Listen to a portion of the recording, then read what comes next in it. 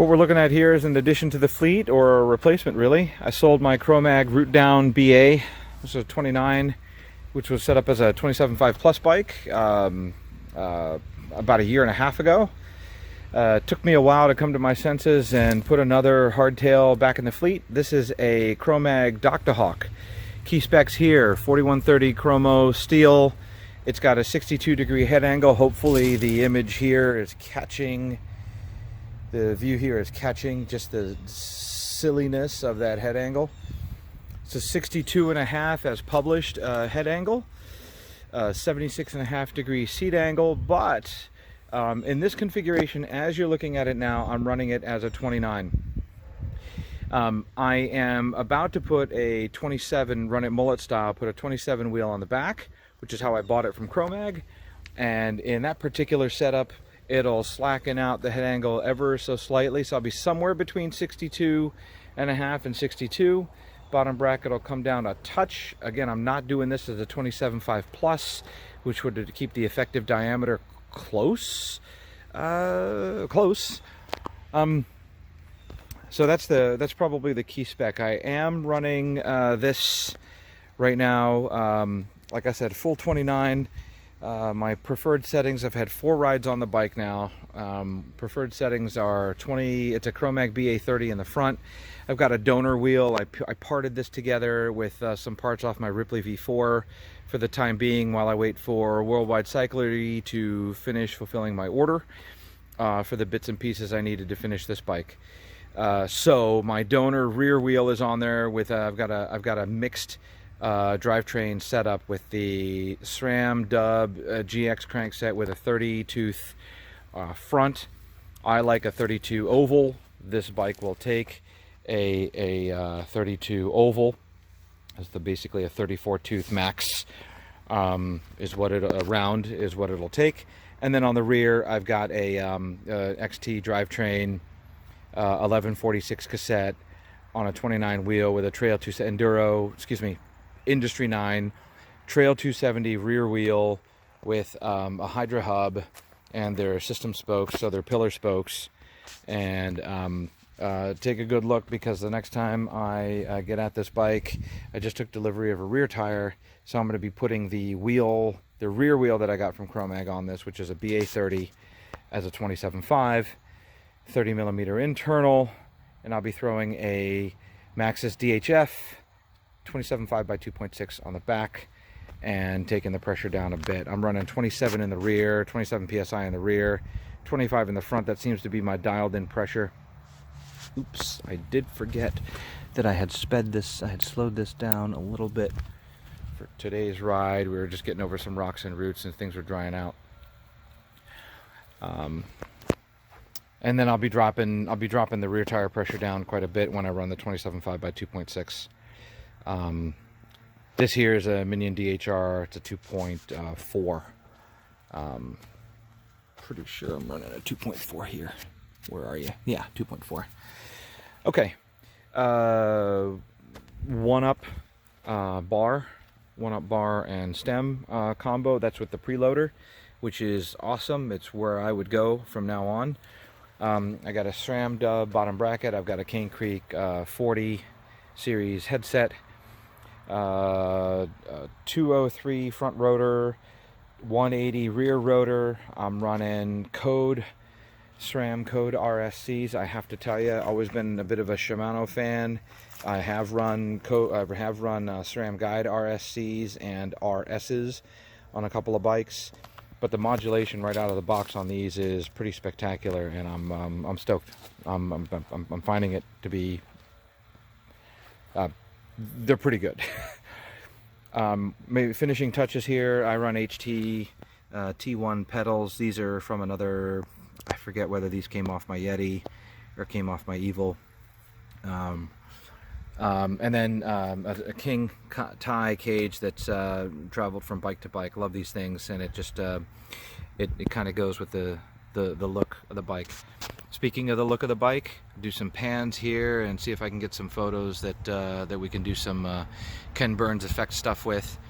Never mind the stickers, but what you're seeing there is you're seeing some distressing. So this is This is, oops, this is a finish technique that Chromag's painter, Chris, I think his name is, used.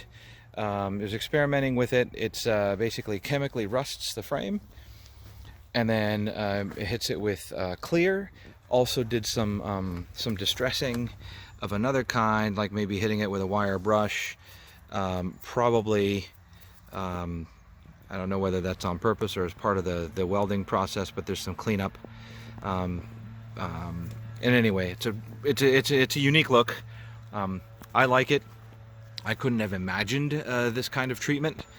I got a nice little situation back here where there's a lot of stuff coming together. Let me see if that'll come out in the light. Yep. So that's what you're looking at here. It's sort of in between configurations right now. So I'll be moving 4 rides on this. Like I said, in a 29 configuration, I'll be moving to a 27.5 rear on a 2.6. I did have my root down BA 27.5 plus on the front with a 2.8, and then I was running, when I sold the bike, for the last year that I was riding it, I was riding a 27.5 by 2.6 High Roller 2, pretty sure it was, and that was sick at the bike parks. I can't believe I skipped right over it, but that's a Lyrik Select Plus. It's an RC2 damper, and that's running 180 millimeter fork. Chromag built this bike around the 180 fork, so it's not an over forked bike. I'm not sure I have any need to go to a dual crown, and I will put this bike through its paces once we once the blanket of the COVID and all of that stuff is lifted. So that's what's up. Hey, leave a comment. You got questions, feel free to ask away. I'll answer whatever I can. Thanks for watching.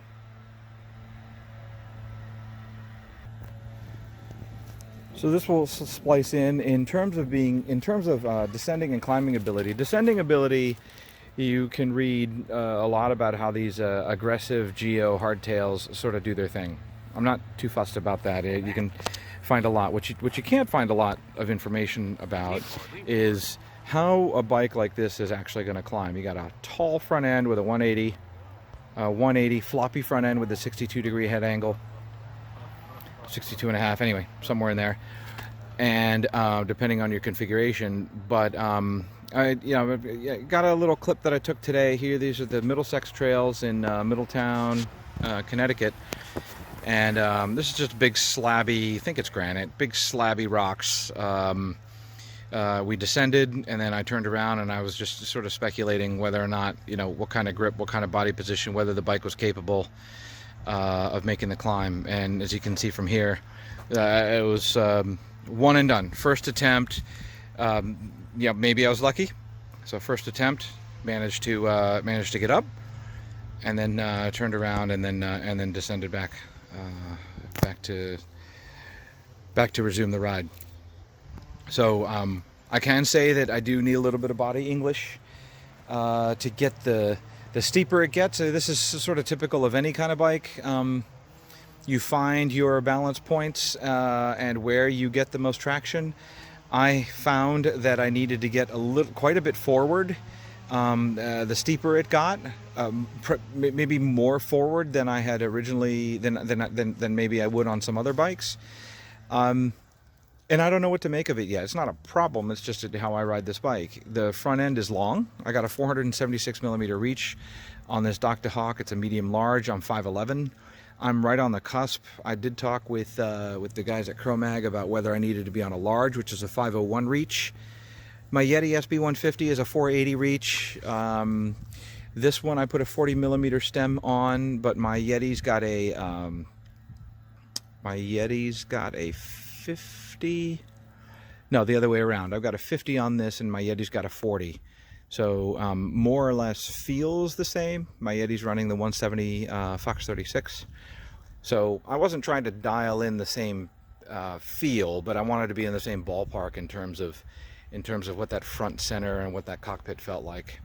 The bikes feel completely different, for obvious reasons. Anyway, I hope this was helpful. Thanks for watching, and leave a comment, ask a question. I'll get to it as I develop my own impressions of my new Doctahawk. Thanks. Bye.